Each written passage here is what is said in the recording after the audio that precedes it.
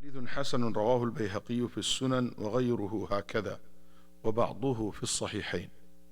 In the authority of Ibn Abbas, may Allah be pleased with him and his father, that the Messenger of Allah said, were people to be giving everything that they claimed, men would unjustly claimed wealth and lives of other people.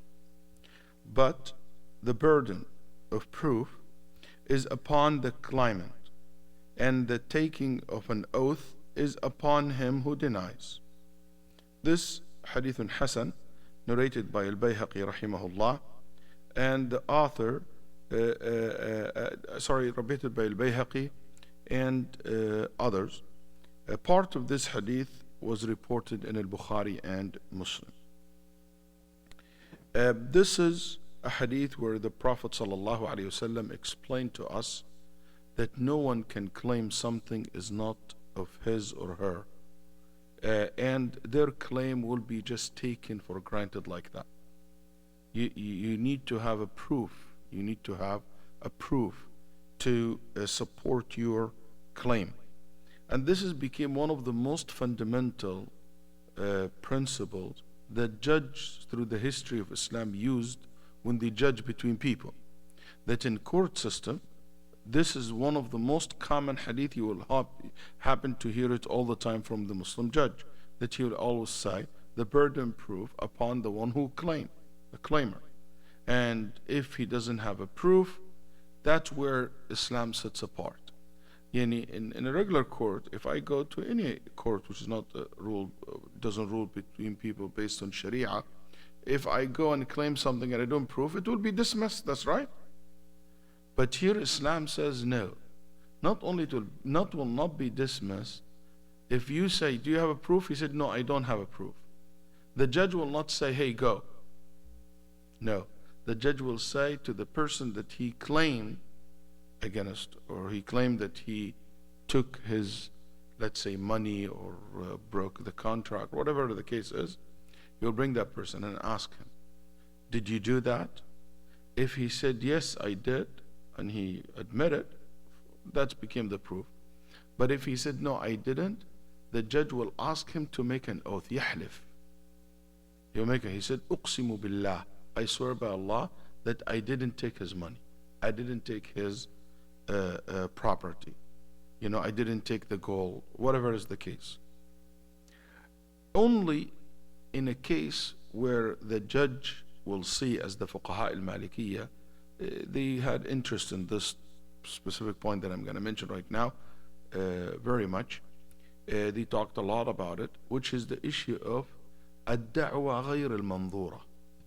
The judge sometimes, there is claims, he will not look at the claim at all. He will dismiss it without bringing the other person.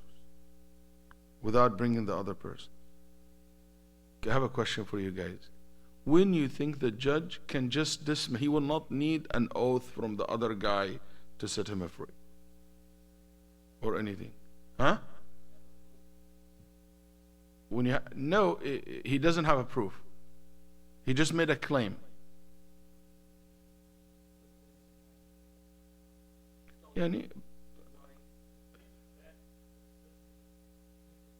If the claim has no valid at all, doesn't make any sense. Like Osama gave an example.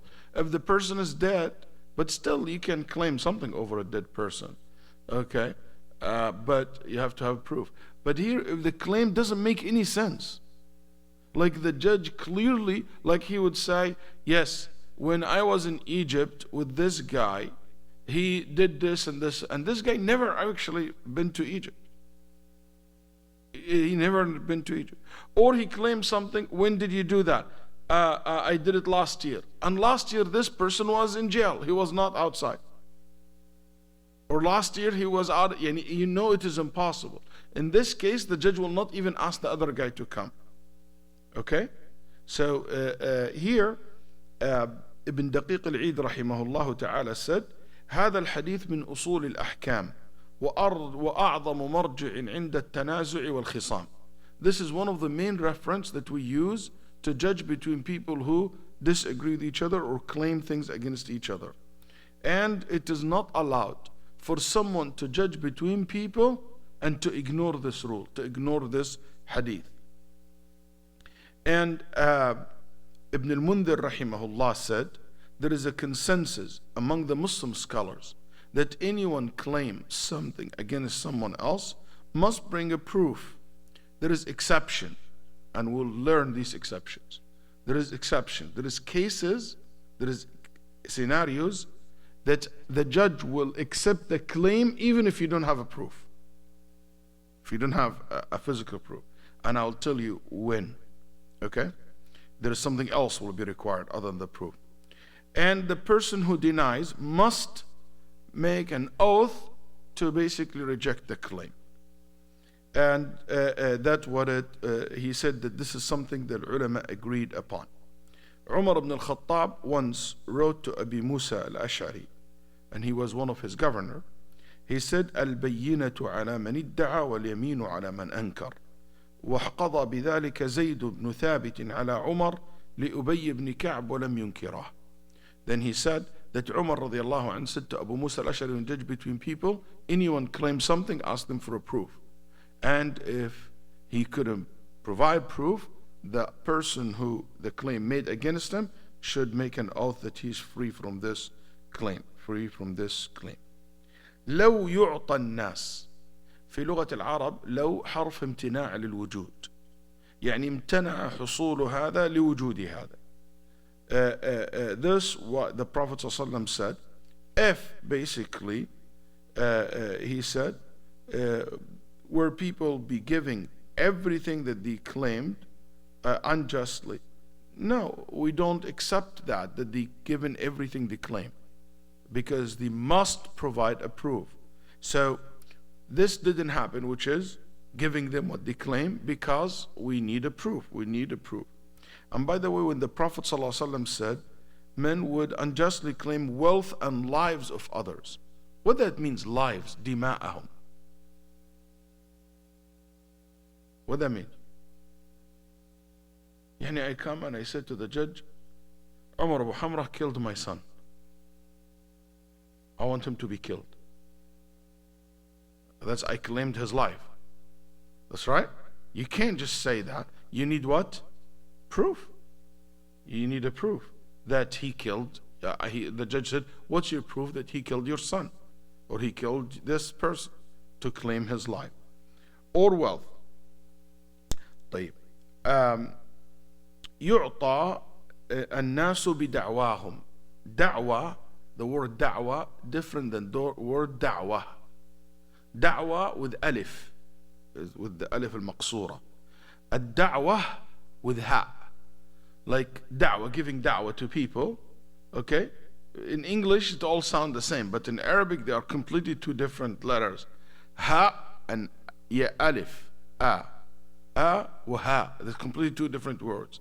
Da'wah with a, which sounds in English, always people write it with a in the end without h. This is da'wah, it means claim. And the plural of it, da'awa.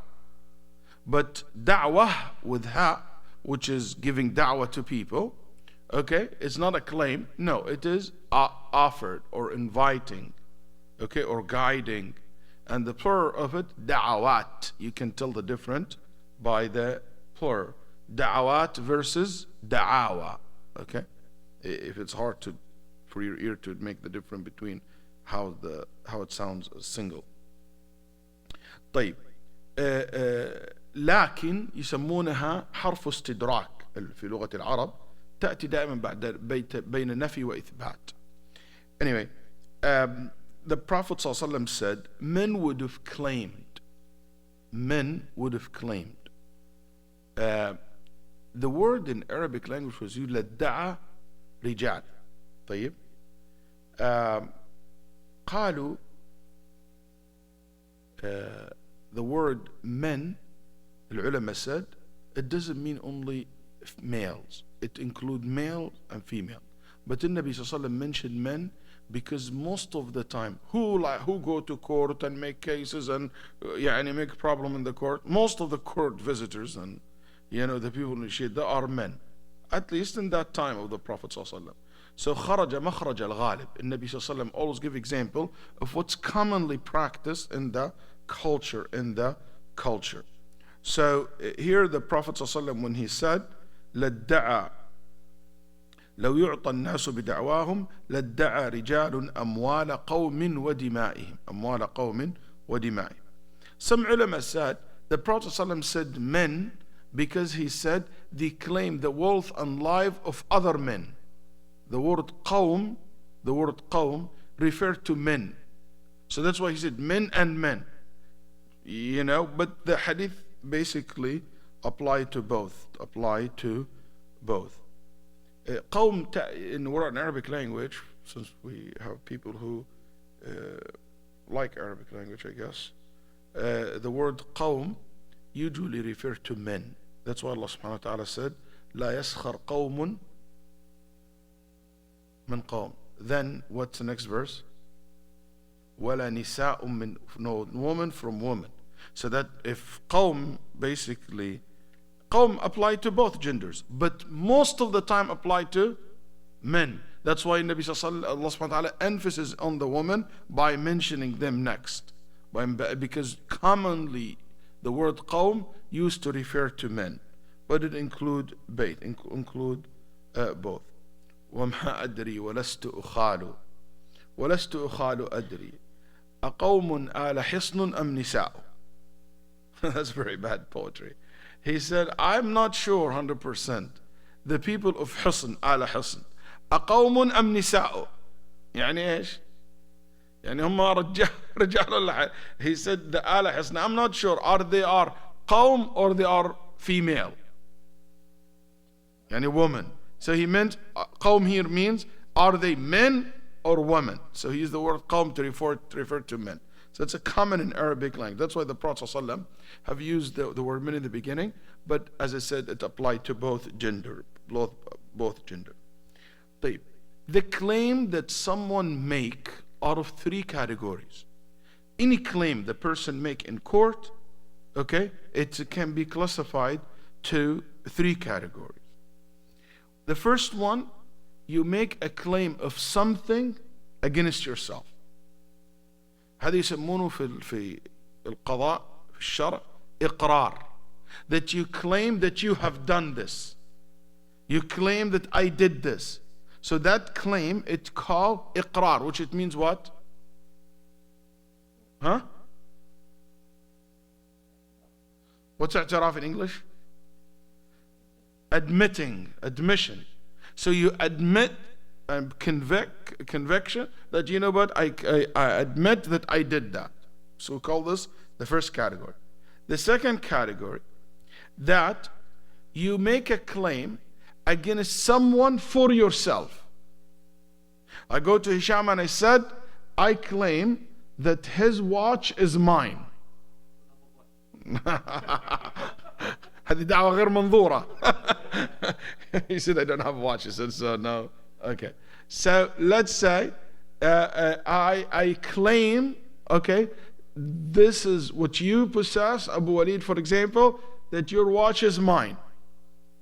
We call this da'wa, a claim. Okay?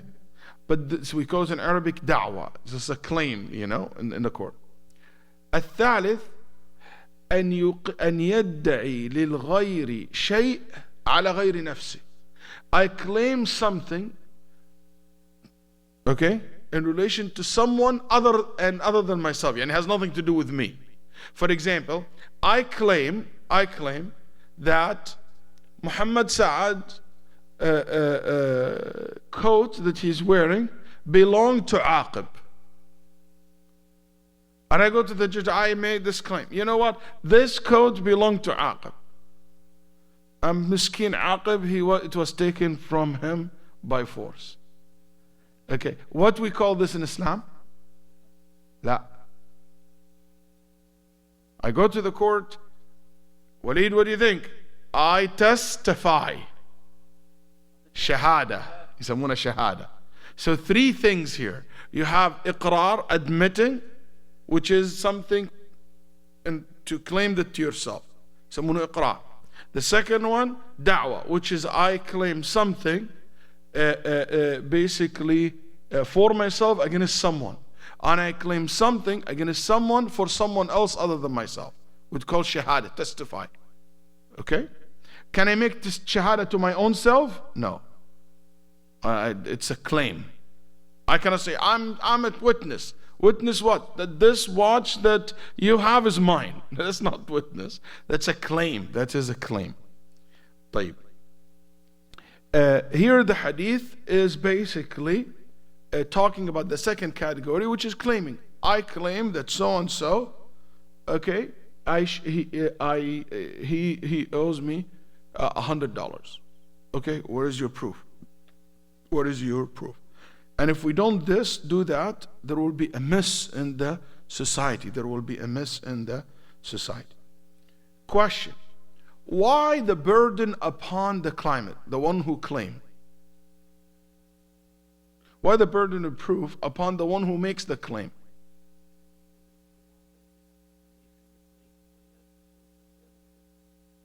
Very good. That goes back to a very important principle we know in the West. That you are innocent until proven guilty. Goes to that common sense. You are and this is a very Islamic principle. You are an innocent until proven guilty. So I am free from your claim until you prove me guilty. So that's why in Islam, the one who makes the claim must prove it, must prove it. طيب. And the other person is in the claim made against. He's in a strong position. That's why he doesn't need a proof. He just needs to make an oath. He just make an oath. طيب. The hadith in Nabi sallallahu alaihi wasallam said, "Al-mudda'i wal-mudda'a alayh." I don't know if this crowd need this debate or not, but the ulama had a quite long debate over how to define the word the claimer and the one that the claim made against. Who is exactly? But for those who will benefit, they said, قالوا أن المدعي هو الذي لو سكت ترك. They said the one who makes the claim is the one who, if he remains silent, he will not be held accountable. يعني I claim that I have $100 that Sister Nana, for example, is supposed to give it to me. And I claim that against her. I go to the court. If I don't go file the motion, nobody will go after her. Okay? So if I just remain silent, nobody will go after. The case will be forgotten. So that's what you call the person who making a claim. طيب. What is the proof? Al Bayyinah. The burden of proof. What's proof in Sharia? How the Muslim fuqaha define the word proof. Is it something explicit? Is it something has to be absolutely clear? Absolutely indefinite? It is something like no doubt about it? Al Bayyinah in Arabic language هو ما يقع به بيان الشيء. Anything clear, anything that clarify, that's bayyinah. Proofs, the word proofs in Arabic language has levels, subhanAllah. Arabic language is a very rich language. So you have a word that's called bayyinah, which it means proof. You have another word means proof in English, but way higher than bayyinah, which is burhan, an evidence. Burhan, a clear evidence. طيب, is there something higher than Burhan? Yes, ayah. The very sign. A very, very, very clear evidence. That's why the evidence that Allah subhanahu wa ta'ala used to prove the prophethood of his messengers, we call them what? Ayatul Anbiya. We don't call them Bayyinatul Anbiya or Barahinul Anbiya. Actually, if you look at the books of Mu'tazila and the Ash'ira, the people of Ahl al-Kalam, who are not very good most in Arabic language, they use the word Barahin. But the Quran always use the word ayah, because in Arabic language that's the most clear evidence that you can have or use as a proof for something. So Bayyinah is not in the same level of Burhan or ayah. So why? Because usually the ayat is something comes from Allah subhanahu wa ta'ala, and no one can produce evidence like Allah. So when human beings want to produce evidence, they don't need it to be in the level of ayah or burhan. Because if we do that, actually most of the court system will collapse. Because most of the cases are not based on the absolute 100%. Any court system in the world cannot be 100%. It is basically based on what's most likely to be the 100%. Most likely to be the correct. Because you deal with the appearance. You don't know what is behind the appearance. Is that clear? So that's why you need the proof. So what is the proof? Some of our fuqaha, like the Ahnaf and some of the Shafi'iyya, they said the proof is 2 witnesses or 4 witnesses. 4 witnesses in the case of adultery, 2 witnesses in cases like stealing or wealth. So if I say, you know what, I have this money against brother Usama, who just took it for his honeymoon and he didn't give me my money back. He just went to his honeymoon. Congratulations. Okay, so he went to his honeymoon and he used all my money, and now he coming broke and he said, I don't have any money. Probably the last part of my statement is correct. Okay. So he would say, you know what, I don't have money for you. Yeah, Habibi, how's that? He said, no. So if we go to a judge, what the judge will ask me, give me what? Proof. I have to produce 2 witnesses against him. That's right. I say he stole this person did that. I have to produce 2 witnesses. Even if there is a paper, I have to produce 2 witnesses that he wrote the paper. So that's basically the proof, the bayin. Is this the only proof that can be used in court system? The Hanabila rahimahullah said no. Because you also can use proof even if it is not witnesses.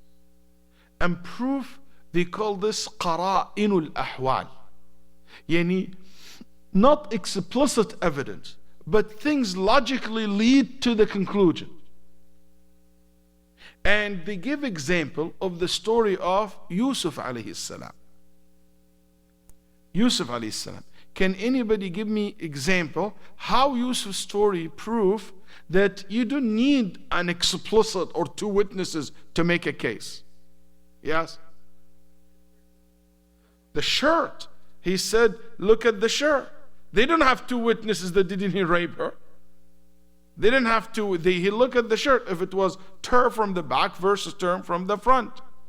There is another incident in the story of Yusuf, shows you also that you don't need an explicit proof.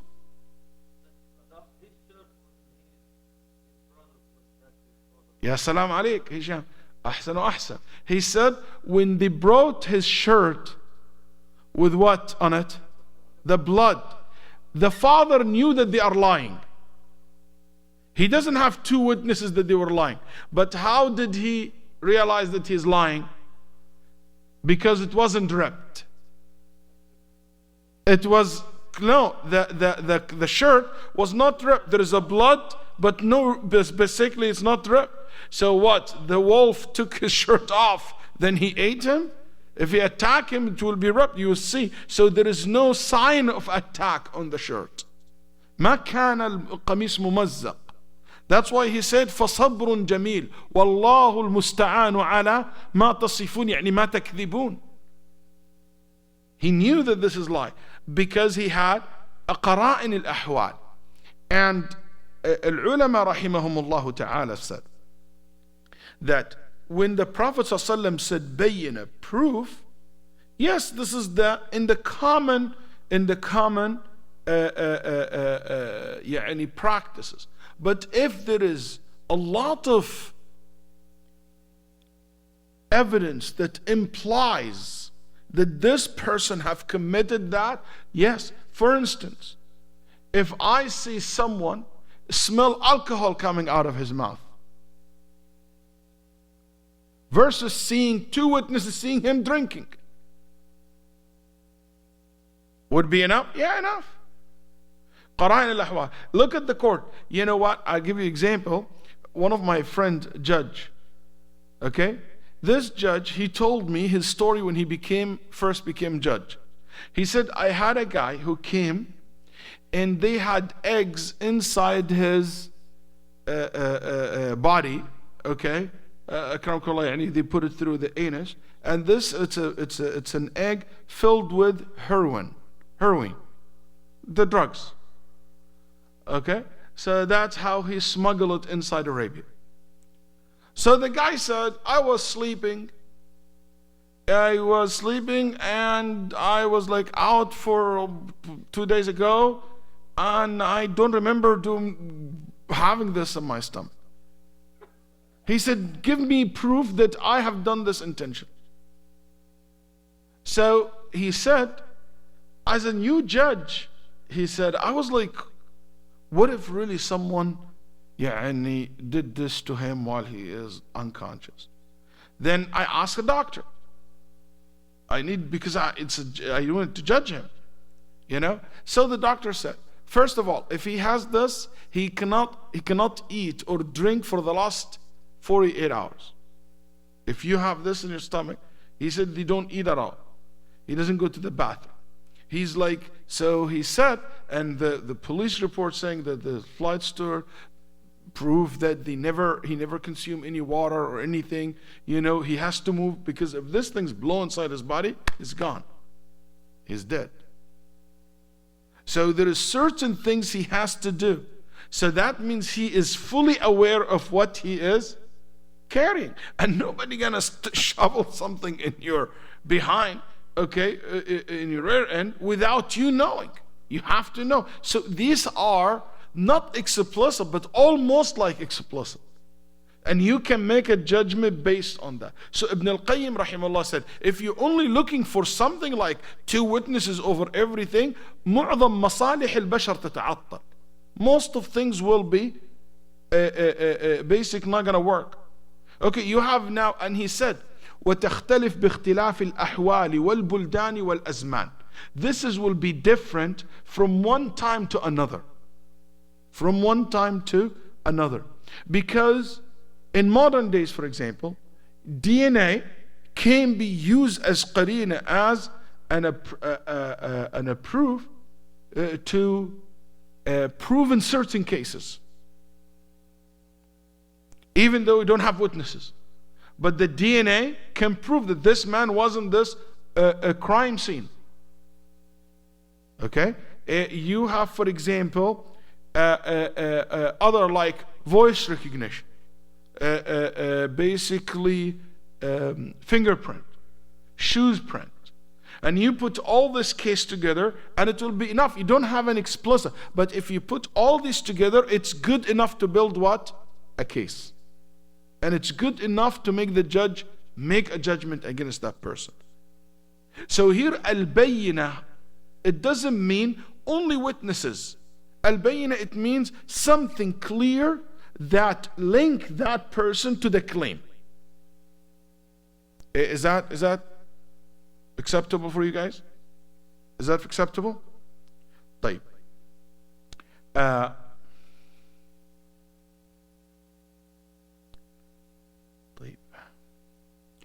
There is exceptions in areas al-ulama said.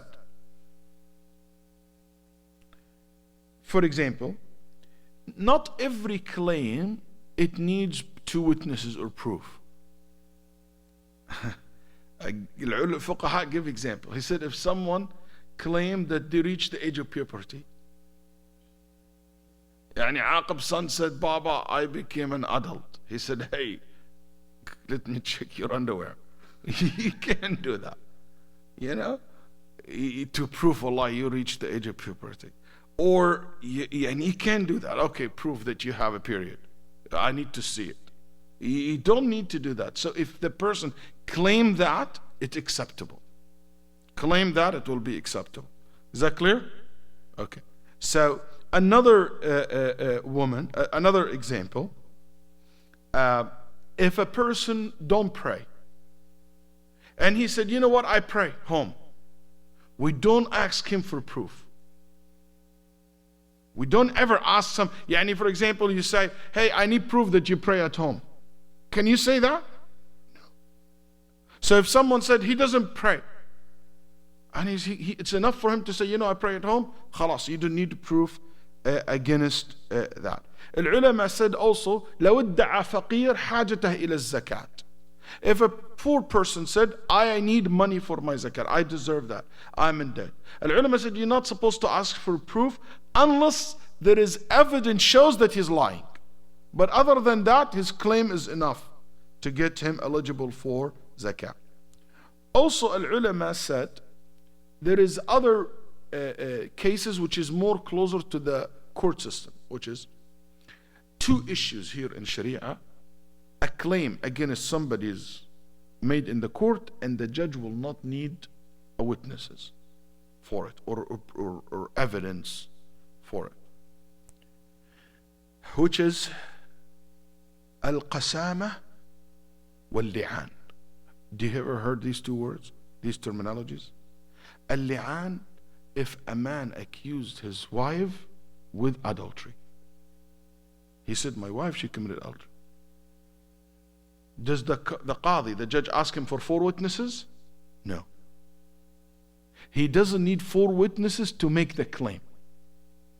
He can make the claim, and what is his evidence will be? The proof that he has. He swear by Allah 5 times that he is saying the truth. 4 times that he's saying the truth, and the 5th that Allah's anger upon him, Allah's curse upon him if he's lying. So that's enough to make the claim. The judge will not ask for a videotape, will not ask for a picture, will not ask for a DNA, will not ask for anything like that. Will not ask for witness. Will say, hey, you swear by Allah. And what about her?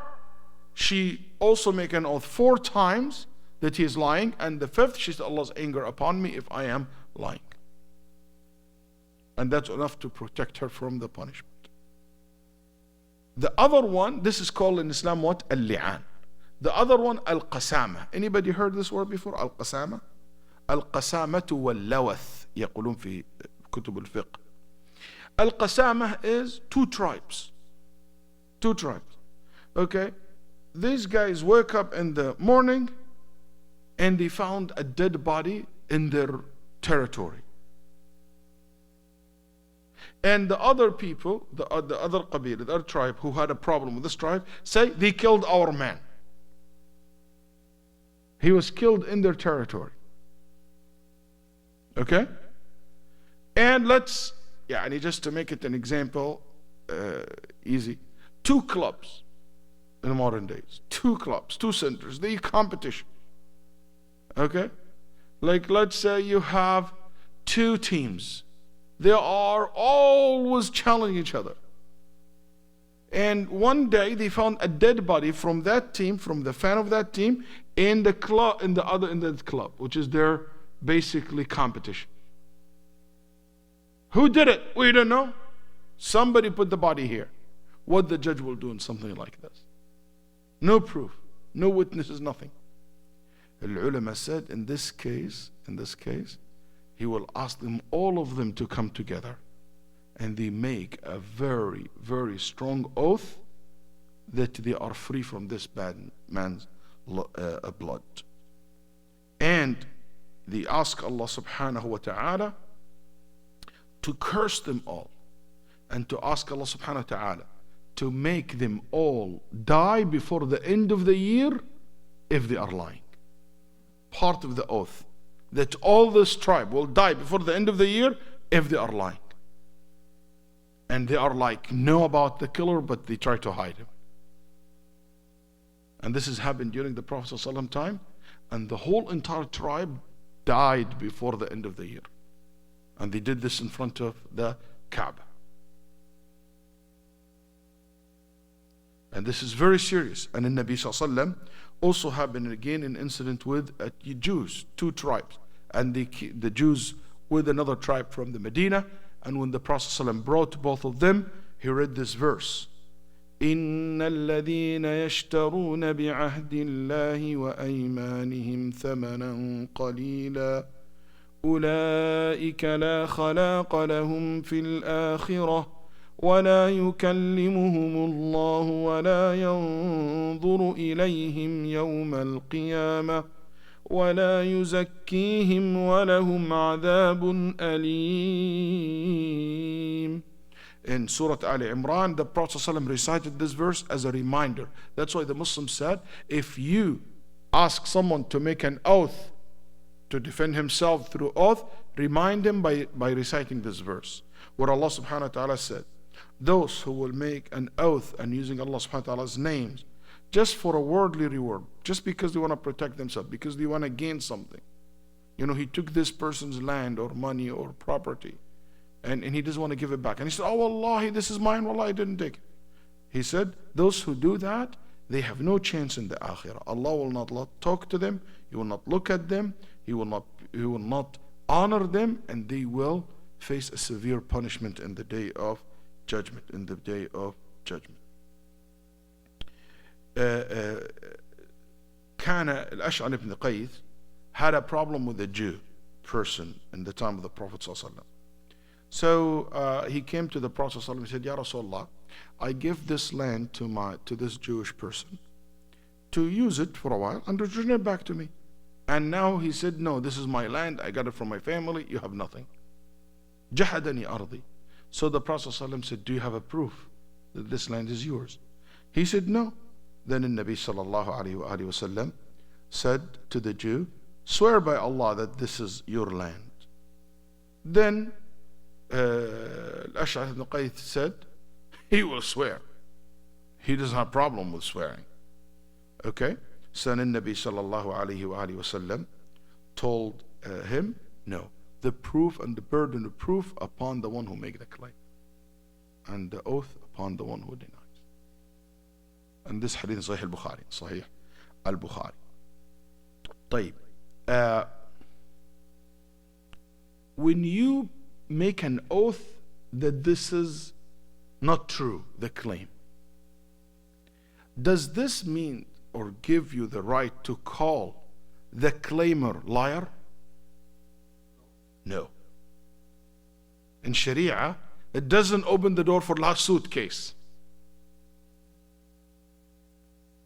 Okay? Because that oath, هذه اليمين, that oath, it's not a testimonial against him. It's an oath to defend yourself. End there. Doesn't make him a liar. We don't know. He's lying or not. He's lying or not. Also, you should ask the person to make an oath regardless of how honorable this person or not. Ubay ibn Ka'b radiallahu anhu arda had a fight with Umar ibn al-Khattab over few trees, palm trees. Ubay said, these palm trees belong to me in my land. Umar said, no, that's not your trees.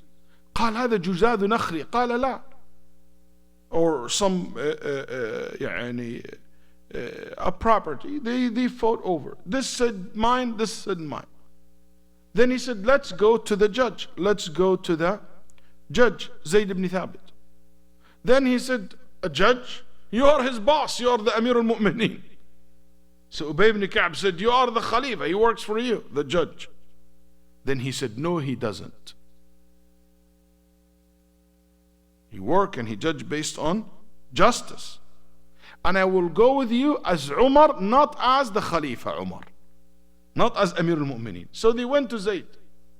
So they went to Zayd ibn Thabit. Then he said, Ya Amir al-Mu'mineen. Then Umar said, don't call me that. Call me Umar. Because I'm not the Khalifa in front of you. I'm in front of you like him. Then he said, come here. He said, no, don't let me sit next to you. I sit in front of you next to Ubay. So Ubay ibn Ka'b, when he saw that, he basically was like surprised. He shouldn't be surprised anyway. Then he said, do you have a proof that this claim is true and this palm tree belonged to you? He said, no. Then he said, so why do you ask Umar for that? He said, because it is mine, but I don't have proof. Ask him to swear, to make an oath. Then Ubay said, I'fi Amir al-Mu'mineen. Out of respect, don't ask the Khalifa to make an Umar. He's like the best companion after Abu Bakr. You make him make an oath? Then Umar said, be quiet. I will make an oath like anyone else. Because that's the sunnah. Then Umar said, I swear by Allah. I swear by Allah. I swear by Allah that this trees belong to me and it doesn't belong to him. He made the oath. Then he said, done?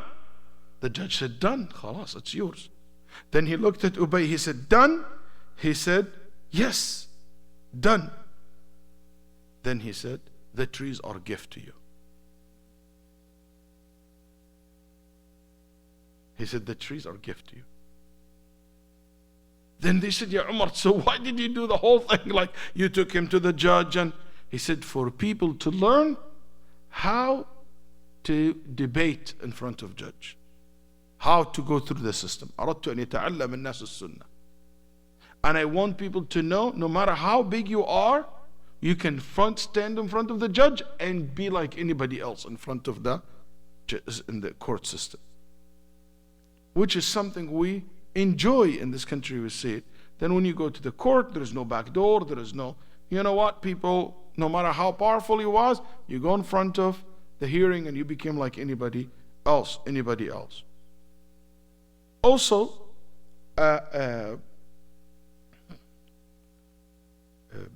in the other hand, Uthman radiallahu anh had once a debate with Al-Miqdad ibn al-Aswad over 2,000 dirham. Al-Miqdad said, I gave you 9. Uthman said, no, 7. Al-Miqdad said, I remember I gave you 7. 9. He said, no, 7.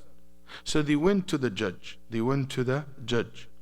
So the judge said, do you have a proof? Al-Miqdad said, no. So Uthman, now he has to make what? The oath. So then he said, you know what? I give you the money without the oath. Even Allah knows that it is only 7. So they said to him, so why didn't you make the oath? He said, because I know how people, a lot of people talk a lot of Uthman bad. He said, I was worried that people will say Uthman made an oath by Allah lying for 2,000 dirham. So I want to protect my honor by giving it to him. طيب. Ali ibn Abi Talib once lost his shield. Something that he dared so much because he was using it to protect the Prophet ﷺ in the Battle of Uhud and Badr. Something very special to him. He found it with a Jewish person in the market in Kufa. Minority person and of minority. And Umar, Ali is the Khalifa, so he took him to Shuraih al-Qadi, who's taught and appointed in this position by Umar ibn al-Khattab. Umar died a long time ago. Shuraih well known. So the Jew and Ali ibn Abi Talib stood in front of him. Then he said, this is my shield. Then he said, do you have proof? He said, yes, I have witnesses, my sons, Al-Hasan and Hussein. Then he said, they are your sons, cannot be witness. Would you swear that this is your shield? He said, yes, it's mine. Then he said, Ya Amir al-Mu'mineen, Wallahi, I know that you're saying the truth and I know that he's lying. But this is his shield. Because you failed to provide a proof. Then the Jew said, if this is the case and the judge made it finished, he said, yes. He said, I found it in the street. I found it dumped somewhere and I picked it up. But wallahi, this is the same justice that Musa used to judge based upon between us. Take the shield. And he gave it to him. This is when our court system, this is when we have justice. This is when really judge deserve the word justice. Okay? But not unfortunately what's happening today in the world. طيب. Uh, so Islam have taught us to be a just nation and to be just. And by the way, use this even with your children, with your family. Don't accuse one of your children without proof. Don't accuse your wife without proof. Make sure that you learn this in your real life. And this is a practical benefit here. That don't make an accusation to people and make a judgment upon your accusation without having proof. Don't follow what we call assumption. One of the things that we learn from this hadith, that Islam cares so much to protect people's wealth and life. That's why he asked for evidence in case you want to claim someone's wealth or life. Also, Islam teaches us to be practical. People will not be idealistic. Not everybody will be perfect and nobody. No, Islam said there will be people claiming other people's properties and life. No matter how good or bad the society is, that's reality. So don't live. That's why you need a law. That's why there is no way a society, human beings can develop a society without a law, and that law enforced and protection to protect people. Number 3, that we cannot judge someone based on the claim, no matter how honorable that person is or special that person is. It has to be proved. Whenever there is a dispute, we always start, one of the benefits from hadith, we start with the one who made the claim, not the other way around. Okay? So if somebody accused Sheikh Walid that he is this and that, you don't go to Sheikh Walid, you go to, what's your proof to say that? Before I even open the subject with Walid or Ahmed or. Also, one of the benefits that if someone bring a proof, he deserves the claim. One of the benefits that you cannot judge between people with anything except what is in Sharia, what Islam have defined, not what you think is true. Like Shuraih, he said, I know that you're saying the truth, Ya Ali, and I know that this guy is lying, but he cannot judge based on what he feels. That's why it's so interesting when you see, I don't know if this is a law or not, but my father used to say, I have some of my relatives and uncle of mine and others like very high rank in the justice system in Egypt, in judges and stuff like that.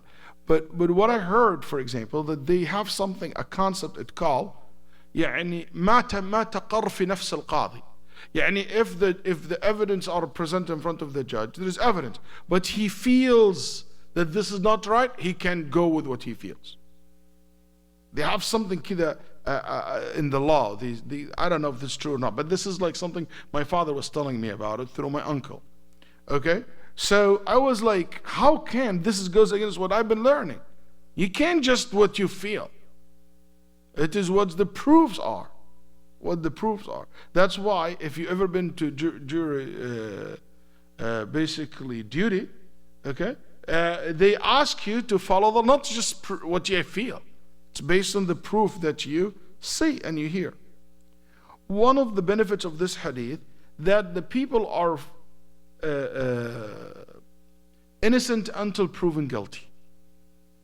One of the benefits of this hadith as well, that Islam cares so much to protect people's honor and money and wealth, and no one can basically violate them without clear proof.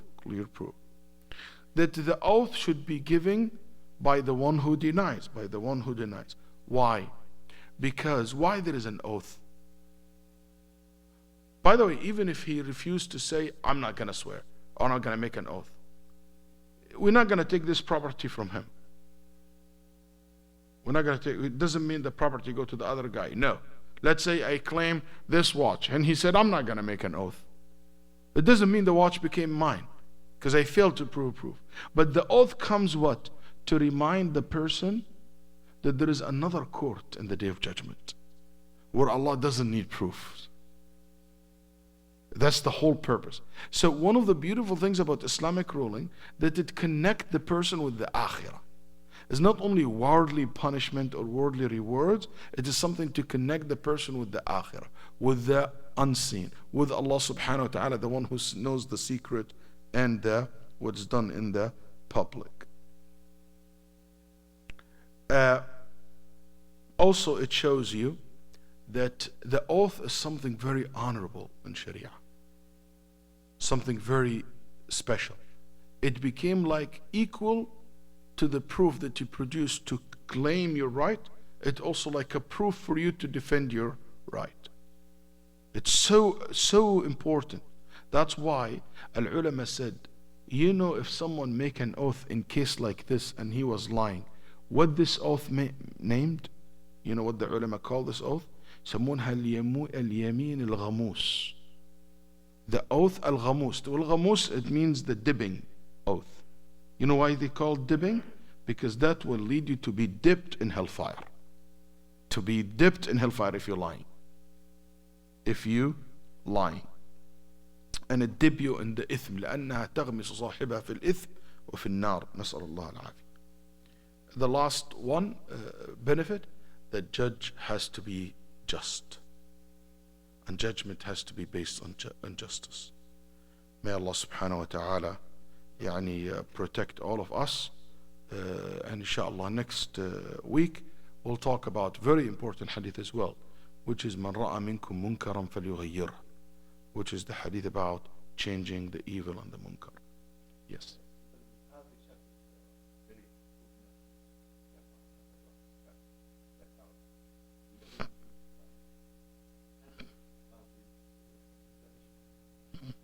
If the judge is a witness in a case, can he still remain as a judge? Or no, in this case we bring another judge and he became a witness. So there is no kind of conflict of interest, because you wouldn't be, because he already convinced, but you need to produce two witnesses to prove a murder case. So if he feels that, he will find any way to make it against the person.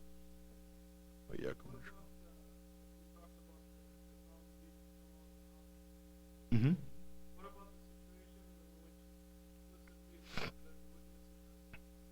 Or, okay, do we use like qara'in in crime